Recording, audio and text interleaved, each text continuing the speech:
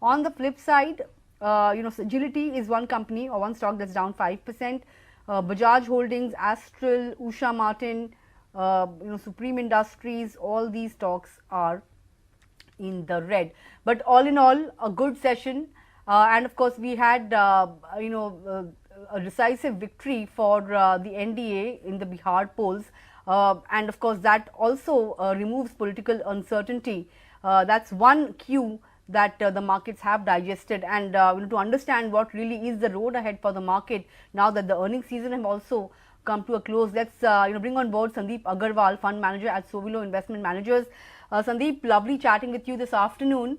If you look at the markets on the whole, in the last 1 year, they have actually gone nowhere. But some stocks, there are individual stock stories as well. Some of them have rallied as much as 40%. Some of them have seen massive sell-off as well, 20-25% or so. My question is, where do you see valuation comfort emerging now, even though the market has really given almost nothing in the last 1 year? Hi, good afternoon, and thanks for having me on the show. So, see, I think, as you rightly mentioned, that if you see in absolute levels, markets have not given much return in last 1 year. But as you again rightly mentioned, that some stocks have done pretty well and some have not gone anywhere. So, it has become a stock specific market. Basically, the sectors which are doing well, they are going up and they are giving very good returns. And the stocks where sectors where there is any kind of problem, they are not doing well. So, for example, IT has been a massive underperformer. Uh, Even in manufacturing side, we have seen some bit of challenge, like in the pipe stocks and others, where despite okay numbers, the stocks have corrected quite a bit. In fact, I would say in manufacturing, most of the manufacturing companies, they have seen massive correction in the stock prices for multiple reasons. One, that there was less demand. Second, most importantly, that this tariff confusion, this has resulted in big damage in few of the sectors. Uh, at the same time, some stocks like the capital market ones and the new tech ones, they have done phenomenally well. And I believe going forward, also you will see, banking is, for example, one sector where there is a lot of return to be made. I think it is most reasonably priced sector still. If rate cut comes in December, then you will probably see another leg up there. Capital market stocks will keep on doing well, and I think now the industry understands that this is one sector where there is obviously some regulatory hiccups sometimes, because of which there are sharp corrections as well. But broadly, this is a segment which will do well. And the new technology also, because this whole model of sweating of resources is doing phenomenal. For example, the Eternals, the Swiggies, the Urban Company, all of them, wherever there is a fintech or non-fintech platforms where you are able to sweat the assets, I think there is phenomenal demand for those. So I think overall what has not done well is real estate and some of the manufacturing and IT, and also to some extent the FMCG and the consumer durable. But at the same time, the capital markets and other sectors have done phenomenally well. So I think we remain, constructive in what is doing well right now. Also, we are not yet positive on IT, and the FMCG and durable Okay. basket is, we are value fund, so we don't buy those names. But I remain very optimistic on the capital market Okay. stocks, but not all, because some of them are very expensive.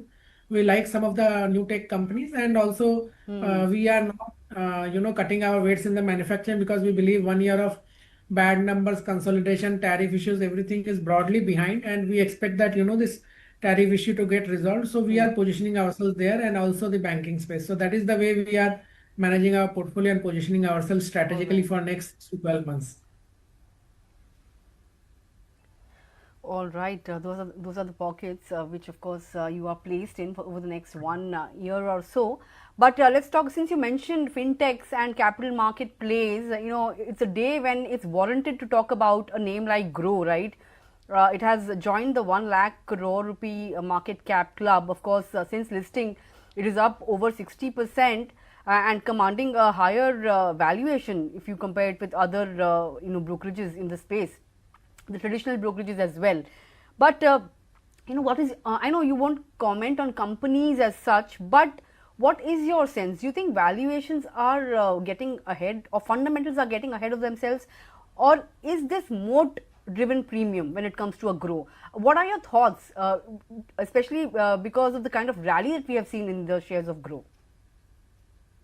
So, I will comment on the whole segment, the fintech space, because that is something which I love. I have been tracking for last like 2 decades now.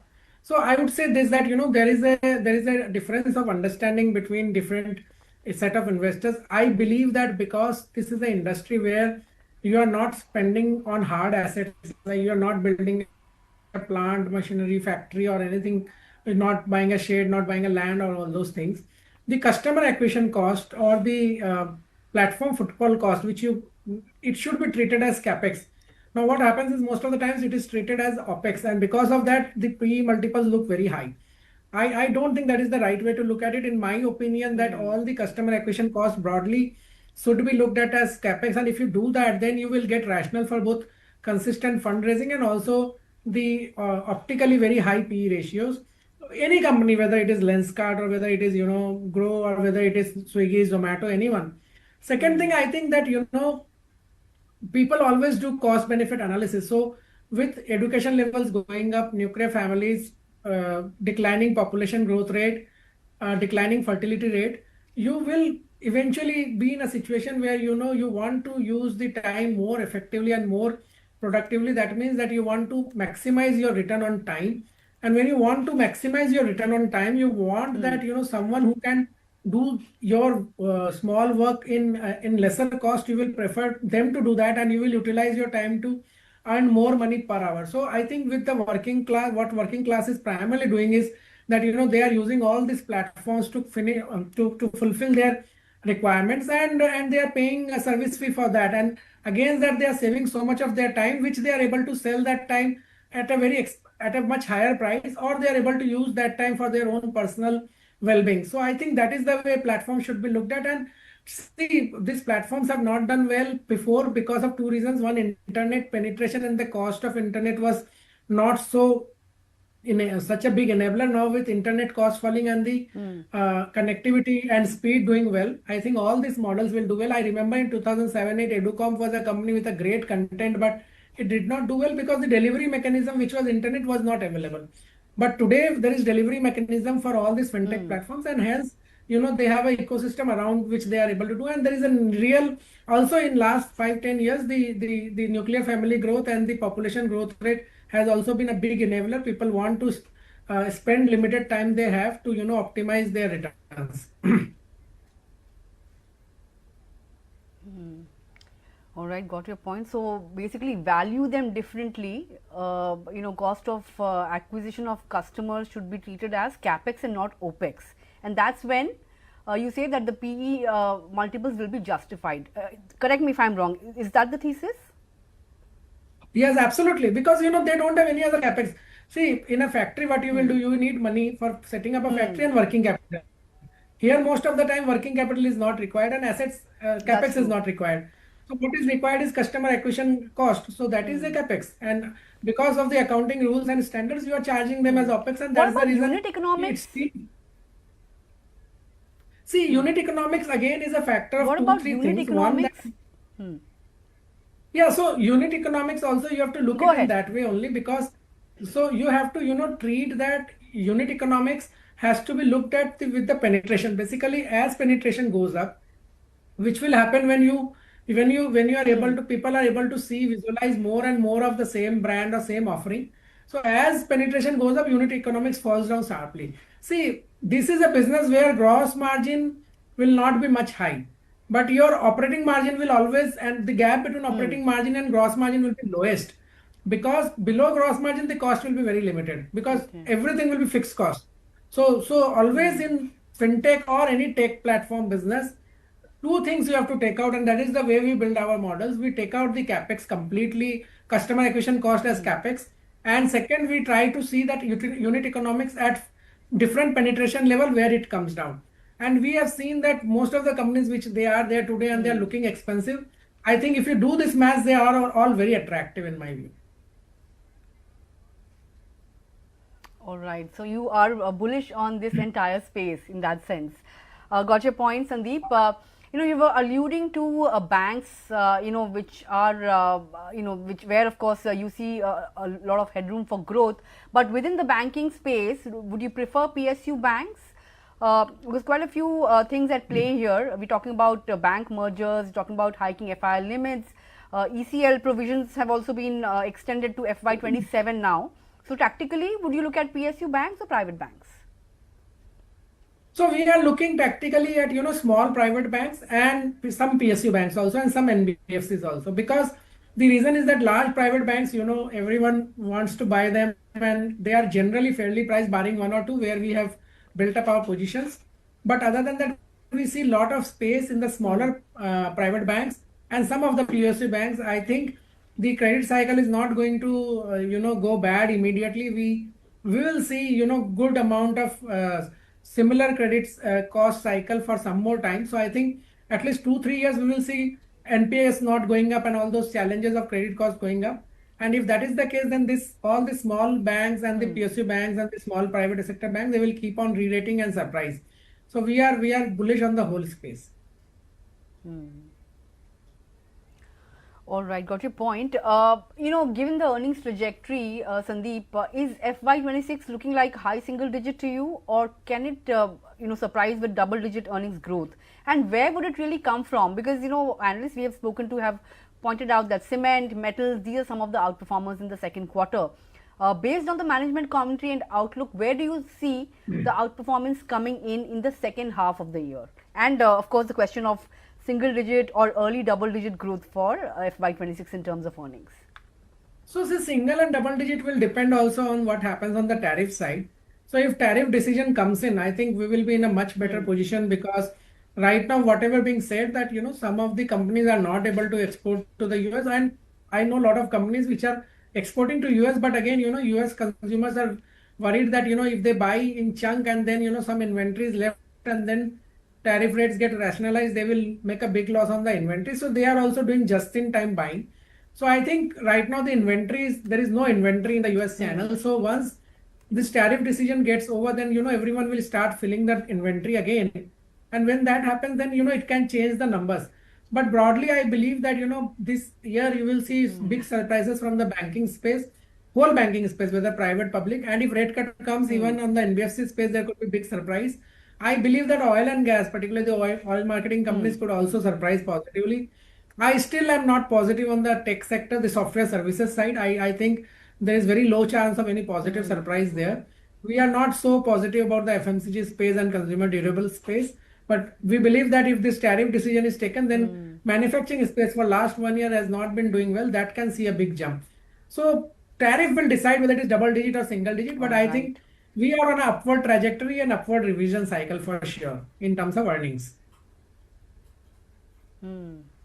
All right, we are on an upward trajectory. But since you alluded to more rate cuts on the table, given the fact that we had record low inflation data recently, would you factor in a 25 basis point, or would you stick your neck out and say that a 50 basis point could be possible in this financial year itself, first in December and then in February? So, rationally and fundamentally speaking, I think 25 basis point is what should happen. But at the same time, the way RBI has supported growth in last few quarters, the way they have upfronted the rate cuts, it is possible that, they could do 50 bips also. I think the inflation levels which we are running is not good for economy, because then private capex doesn't return back, because if your prices are not going up, there is no inflation. Who will do capex to build capacity? So if you have to trigger the private capex, you have to obviously bring in some bit of inflation. I think because of some benefit on the monsoon side and all, we have seen kind of very low inflation in most of the products. So I think this time that some inflation comes back, and from that factor, I think RBI can go ahead and take a bold call. But fundamentally and logically, it should be 25 bips and then see data again and then 25. But otherwise, it is possible that there could be upfront 50 also. Okay, there could be upfront 50 also, not ruled out. But last couple of questions then, Sandeep. Quick service restaurants, QSR, they've been out of favor for a few months, for a few quarters as well. But we saw jubilance numbers, it has been fairly good. in terms of the same store sales growth, like for like, etc. The stock was also very active on Friday, and of course now there's a deal buzz between Sapphire and Devyani as well. Do you think this sector is ripe for a comeback, and is the worst over in terms of the same store sales growth and the like for like growth? What are your thoughts on QSR, and is this a pocket that is looking investable to you right now? So, QSR is a space where, accelerator and brake both are being applied together. For instance, that, in the urban side, there is lot of awareness program related to health, which kind of, discourages consumption in the middle ages and senior people for this consumption because of health reason. And at the same time, there is a big acceleration which is happening in the towns and the small villages and all, because as income level goes up, Hmm. people want to consume them, test them, and there is an aspiration for them. But I think this is a space which is very good for private equity kind of investors, because they take a 5-10 year call. For us who are running the PMS or mutual fund, for us it is very tough, because for us NAV is everything, right? Our performance is seen on weekly, monthly, quarterly, every way. So Hmm. for us, it is very tough to be invested in this space, and because these are very long-term calls, and stocks are generally always looking very expensive on the Hmm. price to earnings basis, and also the new tech logic cannot be applied here because they need capex. So hence, we generally stay away from this space, and we would like to evaluate when there is a meaningful time or price correction. Hmm. Got your point. Okay, that's the view on QSR. But with that, we have run out of time. Sandeep, would like to thank you for taking out time and joining in. Have a great week ahead, and I look forward to interacting again in the future. Thank you so much. Thank you. Thanks a lot. Well, that was Sandeep Sowilo with his view on the market, on the sectors to